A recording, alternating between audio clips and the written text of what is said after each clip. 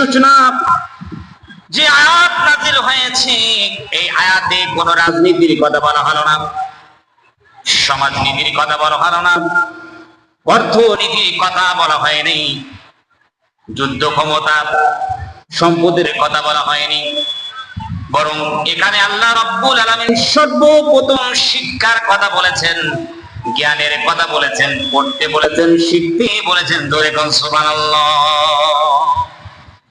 বিশ্বনবী জনাবে মুহাম্মদুর রাসূলুল্লাহ সাল্লাল্লাহু আলাইহি ওয়াসাল্লামের মাধ্যমে গোটা বিশ্বকে জানিয়ে দিয়েছেন যে তোমরা পড়ো, তোমরা শিখো। কারণ এই যে রাজনীতির কথা বলা হলো না, সমাজনীতির কথা বলা হলো না, অর্থনীতির কোনো কথা নাই, পড়তে বললেন কোন আল্লাহ সুবহানাহু ওয়া তাআলা। সর্বপ্রথম ভাবনার জগতে করে ভাবতে হবে, সর্বপ্রথম রব্বুল আলামিন তিনি পড়তে বললেন। কেন পড়তে বললেন? কেন? মানব সভ্যতার ভিত্তি হলো পড়ালেখা, জ্ঞান। যেখানে জ্ঞান থাকবে, যেখানে শিক্ষা থাকবে, সেখানকার রাজনীতি ভারসাম্যপূর্ণ হবে, সমাজনীতি কল্যাণপূর্ণ, আর অর্থনীতি স্থিতিশীল। মানবের জীবনগুলো হবে খুব পবিত্র, আর সমাজ মজবুত হবে যেখানে জ্ঞান থাকবে, শিক্ষা থাকবে। জ্ঞান আল্লাহ সুবহানাহু ওয়া তাআলার পক্ষ থেকে একটা নূর এসেছে আমাদের কাছে, একটা নূর, আলো, জ্যোতি। আল্লাহু আকবার।